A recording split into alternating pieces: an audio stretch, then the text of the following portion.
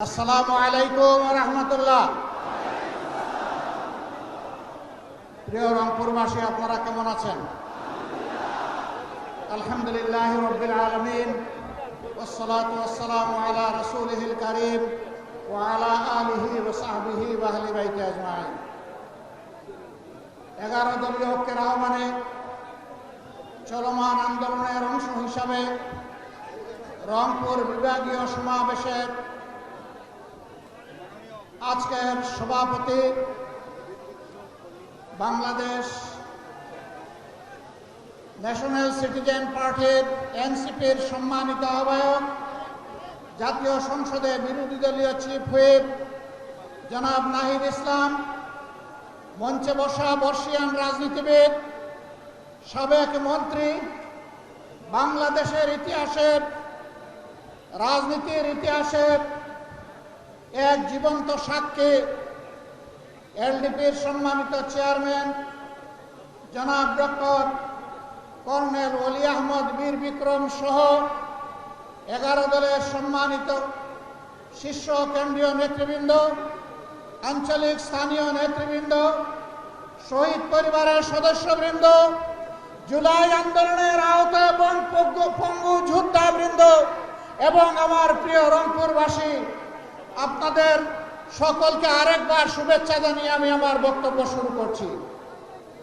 একদিকে ভারী বর্ষণ, আরেকদিকে আজকের এই সমাবেশকে সফল করে তোলার আপনাদের সংগ্রামী প্রয়াস। আমি সশ্রদ্ধ চিত্তে আপনাদেরকে অভিনন্দন জানাই। আপনারা বৃষ্টির কারণে মাঠ ছেড়ে চলে যাননি, আর আপনাদের তরুণ নেতৃবৃন্দ তারা স্টেজ ছেড়ে আপনাদের সাথে মাঠে গিয়ে বসেছেন। আমি আপনাদের সবাইকে অভিনন্দন জানাই, কারণ আপনারা পারবেন। আপনাদের না পারার ইতিহাস নাই, আপনাদের ইতিহাস পারার ইতিহাস। জুলাই অভ্যুত্থানের অন্যতম মহানায়ক আবু সাইদ আপনাদের সন্তান। বৃষ্টি কিসের? গুলি বৃষ্টি কি তো সে পাত্তা দেয়নি। বুক পেতে দাঁড়িয়ে বলেছিল, বুকের ভিতরে তুমুল ঝড়, বুক পেতেছি গুলি কর। সেই রংপুরের মানুষ আপনারা।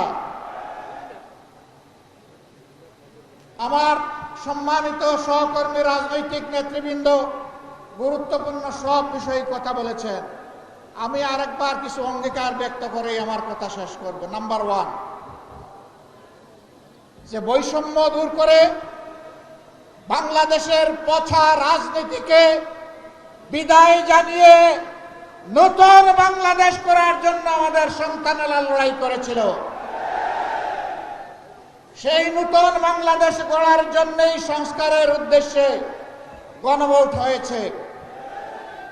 বাংলাদেশের একটা জায়গায় শুধু দাঁড়িয়ে বর্তমান প্রধানমন্ত্রী বলেছিলেন ভোট দিবেন দুটো, একটি আমার দলকে আর একটি গণভোটে হা। তিনি প্রথমটা রক্ষা করেছেন, দ্বিতীয়টা তিনি রক্ষা করেন নাই। আজকে আপনাদেরকে কথা দিচ্ছি, আমাদেরকে বিভিন্নভাবে এই গণভোট বাস্তবায়নের দাবি থেকে সরিয়ে নেওয়ার জন্য অনেক কথা বলা হচ্ছে। পরিষ্কার কথা, আমরা জাতির সাথে বেইমানি করতে পারব না। জাতিকে আমরা কথা দিয়েছি, লড়াই আমরা করে যাব, গণভোট বাস্তবায়নে বাধ্য করব ইনশাআল্লাহ। এর থেকে এক চুল পরিমাণও আমরা সরব না। এই আবু সাইদের রক্তে ভেজা রংপুরে আরেকবার এই অঙ্গীকার ব্যক্ত করে গেলাম। আমাদের দ্বিতীয় কথা, তিস্তাই অঞ্চলের মানুষের দুঃখ। আমরা নির্বাচনের আগে বলেছিলাম, আমরা নির্বাচিত হয়ে সরকার গঠনের সুযোগ পেলে তিস্তার বালুচরে কুদাল মেরে প্রথমেই বাংলাদেশের উন্নয়নের যাত্রা শুরু করব।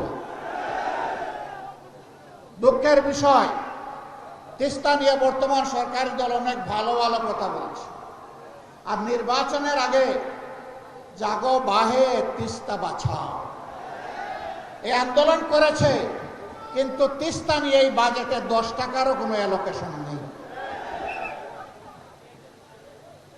আমরা আর কথার ফুলঝুড়ি শুনতে চাই না, দেখতে চাই না। আমরা বাস্তব পদক্ষেপ দেখতে চাই।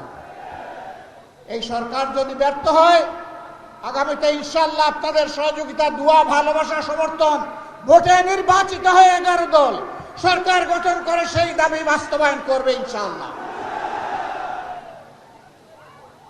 বিস্তীর্ণ এলাকা জুড়ে সীমান্তে সুড়সুড়ি দিচ্ছে প্রতিবেশী ভারত। সরকার মুখে কুলু পেটে বসে আছে।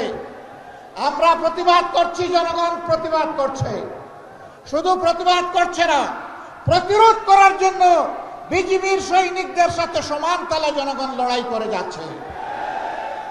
আমরা এই সংগ্রামী বীরদেরকে অভিনন্দন জানাই। সরকারের মুখ থেকে এই ব্যাপারে এখন পর্যন্ত একটা শব্দ আসে না। কার বয়ে, কাকে খুশি করার জন্য, কোন দেশের শাসক আপনারা? বাংলাদেশের জনগণের নাড়ির পালস বুঝার চেষ্টা করুন। জনগণের অভিপ্রায় আকাঙ্ক্ষার বিরুদ্ধে মেহরবানি করে অবস্থান নেবেন না। নেলে কি হয়, সম্প্রতি ইতিহাস থেকে সবারই সবক গ্রহণ করা উচিত। অতএব সাফ কথা, তিস্তার ব্যাপারে কোনো থানাই পানাই বুঝি না। তিস্তা প্রজেক্ট বাস্তবায়ন করতে হবে। বলেছিলাম আমরা নির্বাচিত হলে, আল্লাহ তাআলা সুযোগ দিলে, আমরা রংপুর বিভাগকে বানাবো কৃষির রাজধানী। সেই রাজধানীর কথা বর্তমান সরকার ও সংসদে বলছে, কিন্তু রাজধানীকে ভিক্ষা দিলে রাজধানী বনবে না। রাজধানীকে নিয়ে মহাপরিকল্পনা করতে হবে। এখানে এসে শুনতে পেলাম দুঃখের বিষয়, কৃষক কষ্ট করে ঘাম ঝরিয়ে ফসল ফলায়, এই অঞ্চলে বিপুল পরিমাণ আলু উৎপাদন হয়। এখন হিমাগারে রাখতে গেলে বস্তা প্রতি 600 টাকা তাদেরকে দিতে হচ্ছে। এটা অন্যায়, এটা জুলুম, এটা বন্ধ করতে হবে এবং ন্যায্য দামে সেখানে রাখার ব্যবস্থা করতে হবে। শুধু এটি নয়, আরো যত জিনিস এখানে উৎপাদন হয় তার ন্যায্য মূল্য প্রাপ্তি কৃষককে নিশ্চিত করতে হবে। সম্মানিত ভাইরা, বাজারে দ্রব্যমূল্যে জনগণ অস্থির। সরকারের হৃদয়গুলা ঢুকে না, কারণ জনগণ তো চাঁদাবাজি করে না, তাদের তো অবৈধ অর্থের উৎস নেই, তারা ঘুষ দুর্নীতির সাথে সম্পৃক্ত নয়। তাদের এই দুঃখ ওই লোকেরা কেমনে বুঝবে যারা চাঁদাবাজিতে লিপ্ত, যারা ঘুষ দুর্নীতিতে ব্যস্ত, তারা এটা বুঝবে না। আমাদের স্পষ্ট অঙ্গীকার, ইনশাআল্লাহ সব দুর্নীতিবাজরা এক হয়ে ইঞ্জিনিয়ারিং করে আমাদেরকে হারিয়ে দিয়েছে কয়বার। গগু তুমি দান খাও বারবার, ধরা পড়বা একবার। ইনশাআল্লাহ আগামীতে এই সুযোগ আর দিবে না জনগণ। তখন ন্যায় ইনসাফের ভিত্তির উপরে 11 দল একটি সরকার গঠন করবে ইনশাআল্লাহ। যেই দেশে চাঁদাবাজ তো দূরের কথা, তাদের ছায়াও সহ্য করা হবে না। দুর্নীতি করার প্রয়োজন কারো হবে না। সম্মানজনকভাবে সবাই বাঁচতে পারবে। এরপরে লোভের বশবর্তী হয়ে কেউ দুর্নীতি করলে তাকে ছেড়ে কথা বলা হবে না। প্রধানমন্ত্রী হলেও না, তাকেও বিচারের মুখোমুখি করা হবে। সম্মানিত ভাইরা, এ দেশ আমাদের, আল্লাহর রক্ষাকর্তা। আমরা যতদিন বেঁচে থাকব, দেশের 1 ইঞ্চি জমি তো দূরের কথা, একটা বালুর উপরেও কাউকে কর্তৃত্ব করতে দেব। যারা হুমকি ধমকি দিচ্ছে তাদেরকে বলি, আপনারা এইভাবে বাংলাদেশকে বিবেচনা করবেন না। ডক্টর কর্নেল অলি আহমদ বীর বিক্রম বলেছেন, আমাদের সৈন্য 2 লাখ 2.5 লাখ নয়, আমাদের 1 কোটির বেশি। আমি বলবো, এই দেশে জন্ম নেওয়া প্রত্যেকটা নারী পুরুষই আমাদের সৈন্য। জুলাইতে এটার প্রমাণ রেখেছে সবাই। মায়েরা রেখেছে, বোনেরা রেখেছে, মেয়েরা রেখেছে, ভাইয়েরা রেখেছে, সন্তানেরা রেখেছে এবং বয়স্ক পুরুষেরা রেখেছে, কুলের শিশুও রেখেছে। এই যে জাবির ইব্রাহিম মারা গিয়েছে, তার অভিপ্রায়টা লক্ষ্য করবেন। সে কি বলেছিল? আরেকটা ছেলে বারবার তাকে সরিয়ে দেওয়া হচ্ছে, এই তুমি সরে যাও, তুমি ছোট মানুষ। সাবধান, আমাকে সরানোর চেষ্টা করবেন না। আমি এসেছি এখানে আন্দোলন করতে, প্রতিরোধ গড়ে তুলতে। আপনি আপনার কাজ করেন, আমাকে আমার কাজ করতে দেন। এরপরে আপনারা দেখেছেন সবাইকে ঝাড়ি মেরে ফেলে দিয়ে গিয়ে সে পুলিশের পেটের মধ্যে ঘুষি বসাচ্ছে। তুই আমার ভাইকে হত্যা করেছিস। আজকে সেই হত্যাকারী পুলিশদেরও বিচার গুলিয়ে দেওয়ার জন্য একদল উঠে পড়ে লেগেছে।